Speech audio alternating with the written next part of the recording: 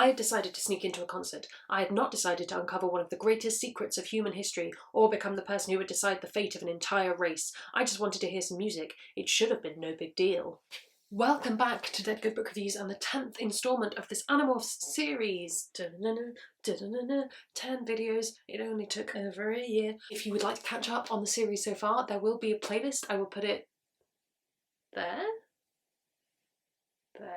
One day I will learn which side I need to point at. As is tradition, when we come to a book with Marco on the cover, as this one has, from Marco's perspective, I will attempt to not hate Marco for the duration of this book. I have to say though, this one was kind of difficult. Now normally I would start on the cover, but I don't want to look at this horrifying spider nightmare for longer than I have to. Can we skip this book? So far, all signs are pointing to this is not for Judith. No?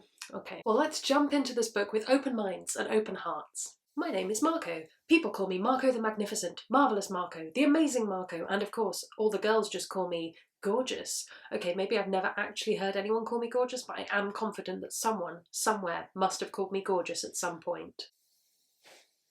So Marco gets us back up to speed with everything that's happened up until this point. Again, playlist. But Marco has that extra little bit of added knowledge that Visser 1, the head of all of the Yicks, is currently inside his mum, and Jake and him are the only ones who know. The current theme of this sort of phase of the Animorphs books seems to be open the books with Jake being a wang. In this case, Marco really wants them to morph into dogs so that the two of them can go to a concert, and Jake is still stuck on his no morphing unless absolutely necessary shtick. But Marco's going to go regardless, so Jake agrees he'll tag along with them because really he wanted to go, he was just being a wang. I had decided to sneak into a concert. I had not decided to uncover one of the greatest secrets of human history, or become the person who would decide the fate of an entire race. I just wanted to hear some music. It should have been no big deal. Bum, bum, bum. The boys morph dogs, and Marco gets caught up in a dogs just want to have fun mindset. Some boys take a beautiful dog. But again, why not practice a morph at home first? Will become a bit of a theme for this one. Marco is creepy as a dog around girls for some time because, of course, it's Marco. I said I wouldn't be mean. But then the boys stop in their tracks, their doggy tracks, as they realise that there's someone from the sharing at the concert handing out flyers. It's Eric King, a boy who transferred out of their school. We learn that Eric doesn't smell. And dogs can smell pretty much everything. Something weird is happening here. So this is enough of a development that they decide they need to meet in Cassie's barn to discuss it as a group. A variety of ingenious schemes are discussed, everything from let's go back to the concert and look for clues, to sneaking into Eric's new school to find out about him. Cassie held up her hand like she was asking a question at school. Those are all fine plans, but how about if we just look him up in the phone book? Your regular reminder that Cassie is the best. So Cassie, Tobias and Marco, everyone else is busy, are going to go and visit every single one of the kings in the phone book till they find the one that does not smell. Later on. Yeah, we found out where he lives. Saw him through a window. Too bad though, one of the other king residents who he's checked out had this girl living there who was amazing. You weren't window peeping, I hope. I gave Jake my best shocked and outraged look. How could you even say that? What kind of person do you think I am?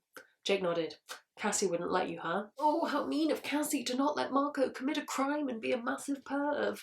Marco gives us a little bit more insight into why they reckon that the Yicks have the sharing and this kind of idea of why they want voluntary hosts, and apparently it just makes life way easier for the Yicks, so they're looking out for people with problems who might be like, yeah, I'll let a Yick take over my life, sounds great. Marco recalls that Eric was actually at Marco's mum's funeral, fake funeral, even though they didn't really know each other. And at the time he just thought it was kind of nice, but now that Eric's connected to the sharing, it's all getting a little bit weird. Marco flaps off in bird form at the end of the school day to go and investigate Eric, because all of this has made him think, yeah, I need to look into this a bit further. Tobias, who is the best, manages to swoop in at the last minute and save Marco from becoming Peregrine Falcon food. Say that 5 times fast. And Tobias tells Marco all about what Eric has been doing throughout the day. They follow him on, and he gets approached by some bullies, and something kind of weird happens. It all happened in a flash. Eric ran, he tripped, he sprawled forward out into the street, he slammed into the broadside of a passing bus. Wham! I could hear the impact from up in the air. And then, just for a second, Eric wasn't there anymore. Something else was where he had been. Something that seemed to be made of patches of steel and milk-white plastic. Then, in the next split second, Eric was back, a normal boy lying winded on the sidewalk. Things are getting weird again. Weirder than normal. Marco calls Jake, but Jake's brother, Tom, who, let's remember, is also a controller, picks up the phone and tries to recruit Marco and his dad into the sharing, inviting them to a weekend water skiing trip. This Yeek that is inside Tom's brain is really good at recruitment, clearly a very focused member of the Yeek task force. They all meet in the woods, Cassie has found some baby opossums who Tobias has agreed not to eat. Just little background information, which makes more sense if you watch the most recent Cassie video. So in a turn of events, Axe, who is their kind of resident knowledge on aliens andalite, he doesn't recognise what Eric was. His best guess is that Eric is some sort of robot with a hologram of a boy being projected over it, which would make sense as to why he doesn't smell. And then when the bus hit him, it dropped the hologram for a moment. So how are they going to find out more about this? Is it a subtle scheme? Are they going to quietly interrogate him? The plan is to sneak into the Yeek water skiing sharing weekend and try and hit Eric with something the size of a bus. Alternate plan, because that might not work, is to try and look at Eric with non-human eyes, on the grounds that the hologram is probably calibrated for human eyes, so if you look at him with something else, then you might be able to see through it. Marco begs them not to do bugs again, but if you'll look at that cover, I think we'll agree we'll need our bingo cards at the ready. It is up to you completely how you fill out your Animorphs bingo card. Does this count as morphing bug? Does this count as morphing small? Because, as they point out, spiders are arachnids. So Axe is going to have to go, because he's the only one who'll recognise what Eric is, potentially. But somebody else has to morph Spider while the others keep watch. Who's it going to be? Of course, this book is by Marco, so Marco draws the short straw. I don't really like morphing tiny animals. I keep thinking about all the rest of my mass, Axe says. Your what? I asked, not really caring. I was focused on the morphing ahead. My mass. When you morph something smaller than yourself, your body mass must go somewhere, so it goes into zero space. Zero space is the space that ships travel through when they're going faster than light. It's not very likely to happen, but sometimes a ship travelling in Z-space will intersect with a temporarily parked mass. Well, now I'm going to have nightmares. So theoretically, a ship travelling through Z-space could thwack your spare mass that's hanging out there while you become a spider, and then you just never get it back? How would morphing back work? I hope they explore this. It'll probably be horrifying. Axe and Marco morph Spider in the woods near where the sharing are gathering, and again, it's pretty horrifying. This one got more description than normal, and I did not enjoy it. And again, they didn't practice, and Marco cites that there wasn't time to practice, but how is there no time to even slightly practice with a friend there to be like, hey, don't go into the spider instinct? Like, just why don't they practice? It doesn't make sense to me. That's the main plot hole I have with these books. Hunger. That was pretty much what the spider mind had to say. Who'd have thought I had so much in common with a wolf spider? They managed to find Eric and look at him, well, look at his foot, and Axe reckons Eric might be an android. Just as they're starting to get into what that might mean and whether there are more androids involved in the sharing, Marco gets picked up by a bird and eaten. Is this the end of this book? Alas, no. Because that's all women are good for if they're not Cassie or Rachel. In his last moments, Marco has a vision of his mum, who reminds him that he is Marco and he can morph back to human. He pops out of the throat of a crow, which is deeply horrifying. I looked up through human eyes at a blue sky, at the high branches of trees looming above me, and then I looked up into the face of my former schoolmate Eric. Eric the android. So Eric tells Jenny, who's his friend who's turned up, that he reckons that Marco is one of the Andalite bandits that the Yeeks have been looking for.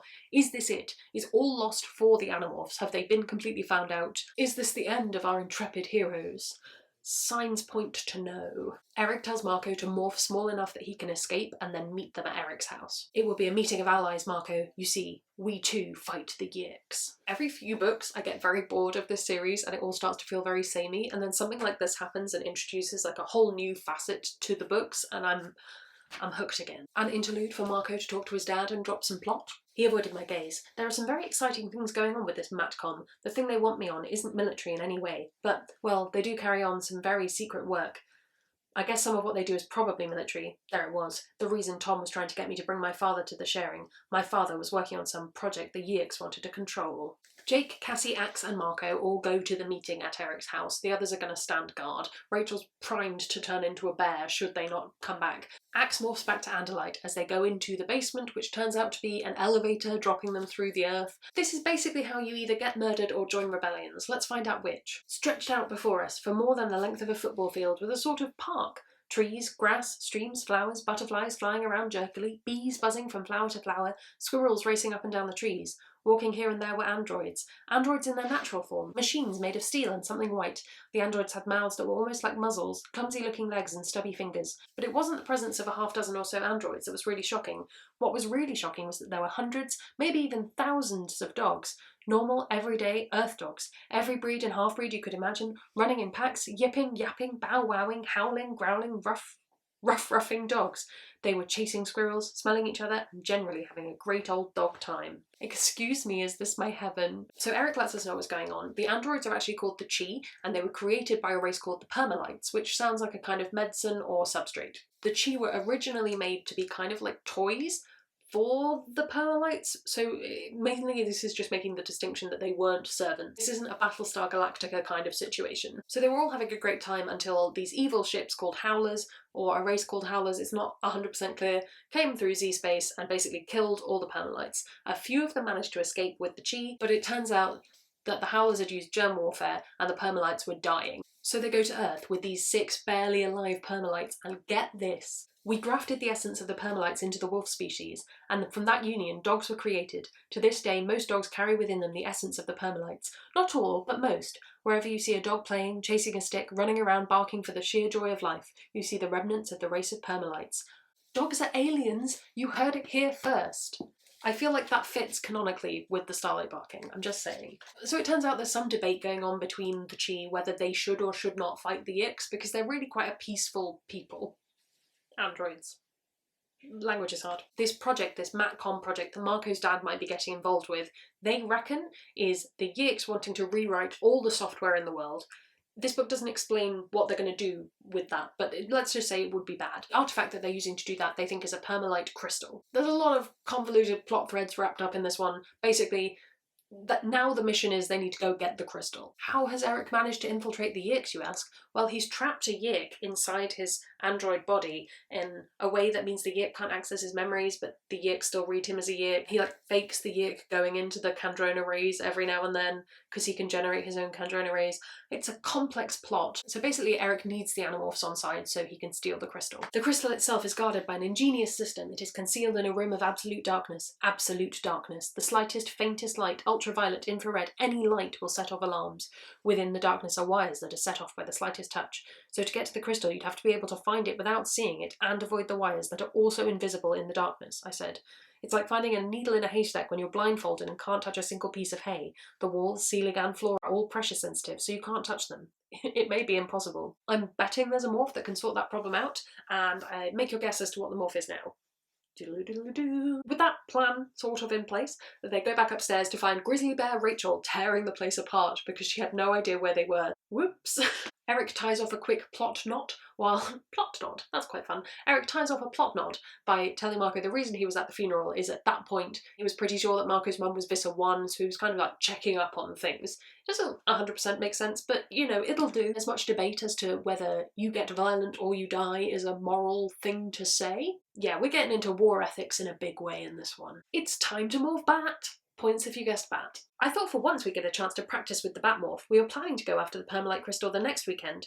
Plenty of time to plan and prepare. Yeah, right. What was stopping you all the other times? Like, how long does it take to practice a morph? Really? Like, really? Given that in book 1, Jake morphed dog, like, immediately and was fine. But no, Eric has moved the plan up to tonight. They have not got time to practice at all.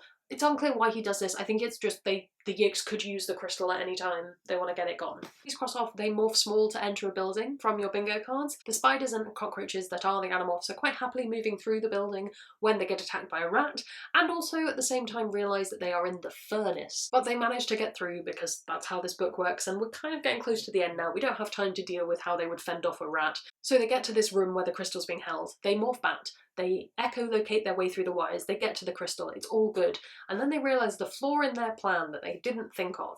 How are they going to carry the crystal securely, so they can't hold it in their little batty hands, carry the crystal, but if it's in their mouth, which is the solution, they can't echolocate their way out. So now it's time for what is not an ingenious scheme, but is in fact a sucky scheme, but I'll tell you all about it.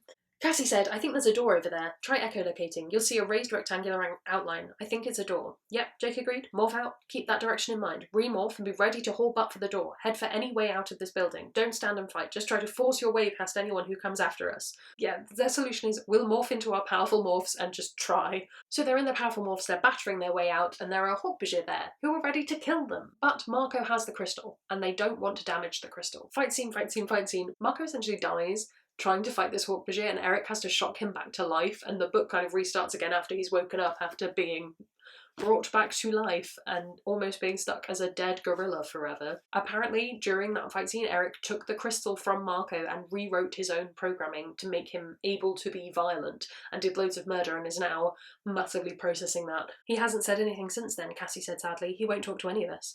He saved us though, right? I said. Yeah, Cassie agreed, smiling a deeply sad smile.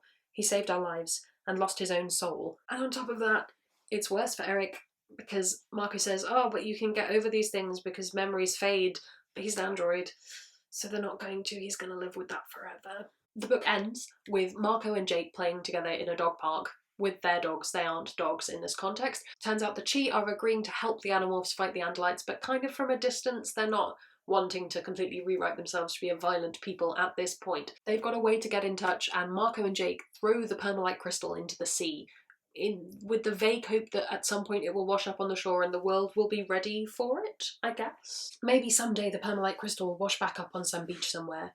Maybe by the time it does, we'll be as wise as the race that created it. And that is the end of Animorphs 10. Thank you very much for joining me. Thank you for all the nice comments you left on the previous video on this series. It was really appreciated. It totally motivated me back to get into this. I'm still not going to commit to doing more than one Animorphs video a month.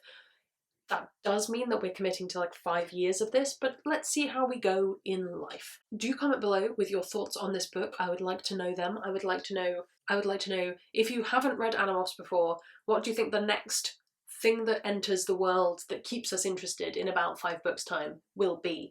But we got through another Marco book, so now we've got some time before we have to read another one. While you're down there commenting, you can also follow me on my social media. That's in the description below. You can subscribe. It makes me feel loved and appreciated.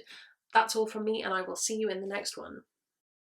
There's gonna be some bloopers now. Everybody in frame. Everybody in frame. And hide away from the rest of the... No. So theoretically, a space travelling through Z-space, and he like fakes the yick going into the Andalite pool every now and then. Not Andalite pool. And my memory died for like the last 30 seconds of this video.